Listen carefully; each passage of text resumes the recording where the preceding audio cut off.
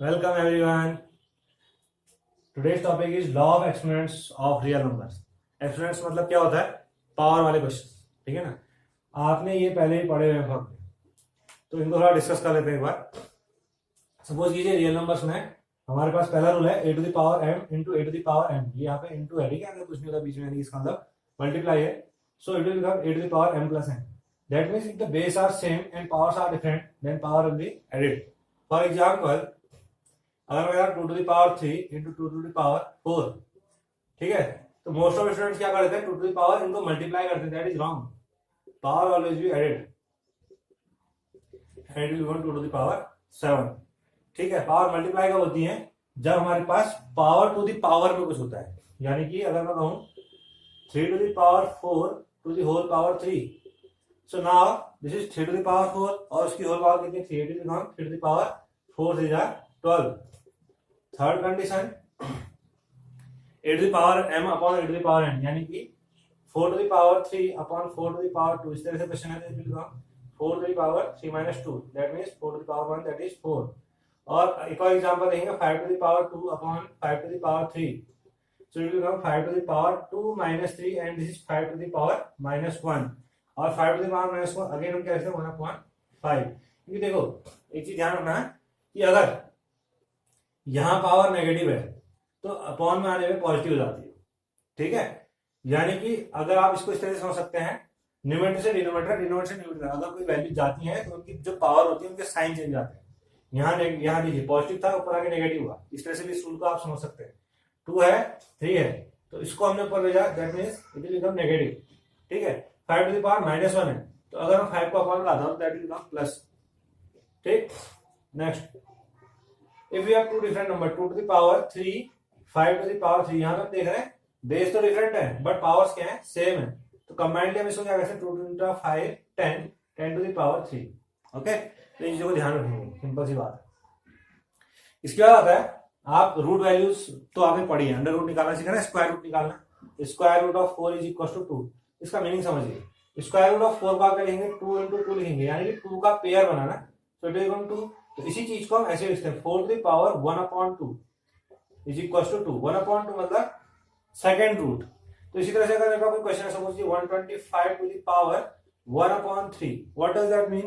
कि third root निकालना है इसका। थर्ड रूट का मतलब अगर आप 125 को फैक्टर करते हैं, सो व्हाट विल गेट 5 25 5 5 25 5 बन जा 5, यानी कि आपने पाया 5 into 5 into 5 to the power 1 upon 3। तो यानी कि 3 का पेयर बनेगा, 3 है ना, 3 का पेयर 1 बनेगा, यानी इसका आंसर 5 आ गया। अगर इस तरह समझ में आता है अच्छी बात है, नहीं आता तो एक और चीज देखिए, इसी चीज को आप क्या लिख सकते हैं, आपने 125 टू द पावर 1/3 को सॉल्व करना है तो 5 to 5 to 5 इसको लिख सकते हैं 125 को। तो it will become 5 to the power, यहाँ पे कितना है देखो 1 1 1। तो आप आइए फर्स्ट रूल पे, a to the power n, a to the power n, ठीक है ना? यानी कि पावर्स क्या हो जाएंगी? ऐड हो जाएंगी। 1 + 1 + 1 3 एंड होल पावर इज 1/3। और आपने नेक्स्ट जो फॉर्मूला पढ़ा a to the power n to the power n, उस टाइप का बन गया इसकी पावर, यानी कि पावर्स क्या आती है? मल्टीप्लाई। 3 टू द इनटू 1/3, तो 3 to 3 कट, क्या बचा? 5 की पावर 1, दैट इज 5। ठीक है, दोनों तरीके समझिए जो आपको सही लगता है। समझ में आ गई बात? सिंपल सी चीज थी। इसी तरह से पावर कितनी भी हो, तो यानी कि अगर यहाँ 1/8 लिखा है, यानी कि यहाँ जो वैल्यू लिखी होगी इसके हम फैक्टर करेंगे, और अगर 8 नंबर्स मुझे सेम मिलते हैं तो यानी कि वही उसका क्या है? आंसर है। आई बात समझना? तो इस पे हम अपनी अगले एक्सरसाइज करते हैं, ठीक? तो इनको ही सॉल्व करना है और इनसे आप पूरे एक्सरसाइज की बाकी क्वेश्चन को आप खुद करेंगे। तो फर्स्ट क्वेश्चन बात है, that is 64 to the power 1/2। अभी समझाया मैंने आपको क्या इसका मतलब। तो यानी कि 2 फैक्टर्स करने हैं इसके, है ना? 2 के पेयर बनाने। तो आप कंप्लीटली चाहे तो 64 के पहले फैक्टर कीजिए। चलिए मैं दोनों मेथड समझाता हूँ। 2 32 2 16 2 8 2 4 2 2 2 1, ठीक है? अब देखिए, अब आप कहेंगे 4 के लाने पेयर, तो 4 का एक पेयर कहेंगे 2 बार छूट गया, तो ऐसा नहीं है। अब इसको आप कैसे समझेंगे?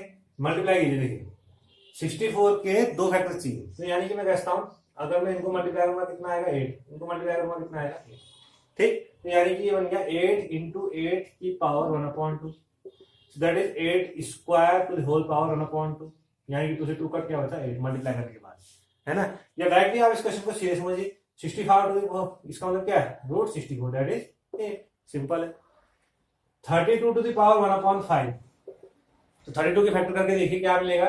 2 into 2 into 2 आपको 5 टाइम्स, सो दैट इज 2, क्योंकि क्या हो जाएगा 5 इंटू 1/5 होगा ना, कितना बचा 2 बचा, सिंपल है।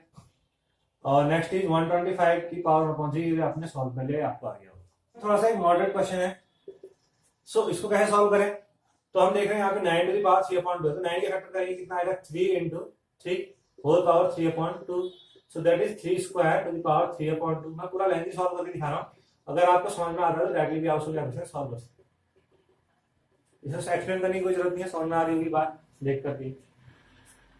32 की पावर 2/5 अभी आपने सॉल्व किया था, यानी इसको 2 की पावर 5 लिखेंगे, है ना, 5 से 5 पड़ेगा 2 की power 2 that is 4 answer. 125 to the power -1/3, क्या लिख सकते हैं, 5 की पावर 3 लिख सकता हूँ, 125 को होल पावर इज -1/3, लिखा हूँ 5 to the power 3 into -1/3 that is 5 to the power -1, और इसको क्या बोला हमने 1/5। ठीक, लास्ट क्वेश्चन में आइए, 2 to the power 2/3 into 2 to the power 1/5, base same है, पावर डिफरेंट है, तो क्या कहा था, ऐड जाता है 2 to the power 2/3 plus 1/5, 2 to the power 15 10 plus 3, यानी कि कितना हो गया 2 की पावर 13/15 आंसर। समझ में आ गया होगा क्या करा, एलसीएम वगैरह लेना आपको आता है, 15 एलसीएम आएगा और 3 5 10 5 10 5 3 3 1 तो ये आपका आंसर। नेक्स्ट है 1/3 की power 3 whole power 7, power to the power क्या होती है, मल्टीप्लाई हो जाती है, यानी कि 1 की पावर 7 जाएगा, नीचे 3 की पावर 3 इंटू 7, 1/3 की पावर 21। नेक्स्ट इज 11 1/2 11 1/4, सो 11 1/2 और 8 की पावर m/8 की पावर बता रहा, ऊपर जाके क्या हो जाएगा माइनस हो जाएगा, so 11 basic LCM is 4, 2 to the 4 4 1 4 1, 11 to the power 2 - 1 is 1 1/4 answer. Simple है, तो ये आपका एक्सरसाइज नंबर 6 है, इसी के साथ आपका पहला चैप्टर फिनिश हो गया। नेक्स्ट वीडियो में हम सेकंड चैप्टर स्टार्ट करेंगे, दैट इज पॉइंट।